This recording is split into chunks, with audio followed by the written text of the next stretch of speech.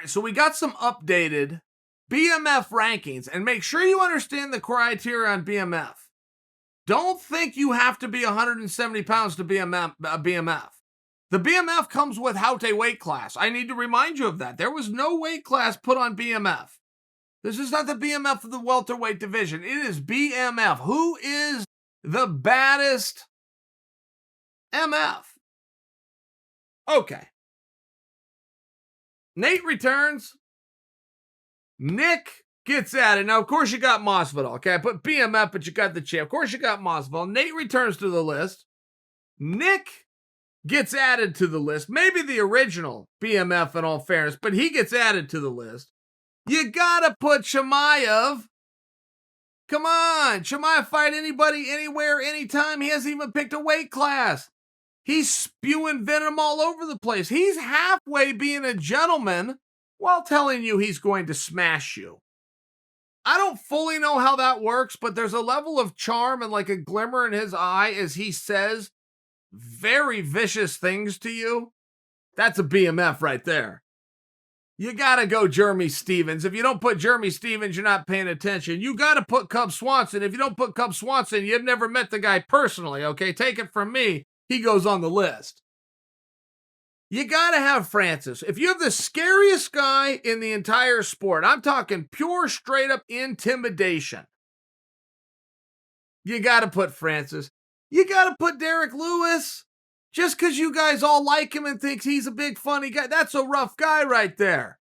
And that's another guy that's done some heavy lifting. Hey, Derek, you want to fight Daniel Cormier? You've never done 5 rounds before. And oh, by the way, it's against the baddest dude in the world. Oh, and by the way, I should mention, it's at Madison Square Garden. Oh, by the way, we'll sweeten the pot for you, but only a little bit. Do you want to get in a fist fight in a steel cage with DC or not? Yeah, sure. Buy me a plane ticket. Never been to New York. Love to see it. Okay, that's a BMF. Don't act like Connor's not on there. All right. This prick was so upset that one of his friends got slapped, he chartered a jet, committed trespassing, and left in handcuffs. I'm not proud of those things. But then he signed a contract to get locked in the cage with a guy while drunk on the Tonight Show 4 days before and still walked out there and got in a fisticuffs and happened to win a round. Connor's a BMF. And I gotta tell you who else I added to this. I gotta put Michael Chandler on there. Now, Michael Chandler, who I follow the Bellator, I follow Justin Gaethje in the World Series of Fight. I'm a fight fan. I watch the boxing, I watch the whole bit. If Vince McMahon's putting on a good product, even if it's fake fighting, I'm going to tune in. I'm just a fan, right? For Michael Chandler to come to the UFC with all of the hype that he's behind and instantly go into a batter's box, which consists of him doing 3 different COVID tests, getting on a plane, going to a foreign country, getting all of his paperwork done. I would imagine there's a passport involved there somewhere, unless he just happened to have one that was up to date. Oh, and by the way, the only reward, if things go well, is that I get to fight the baddest dude in the world or the second baddest in the world. Both of them bring a 12-pound gold belt. They can figure it out between them, but I will be locked in there with one of them. I will have no training camp for either. I will have no time to study either because I've got to study 2 at once. Have no idea motivation-wise if I should even be ready, but I will. Oh, it's going to be 5 rounds? I still will. That's a bad dude right there.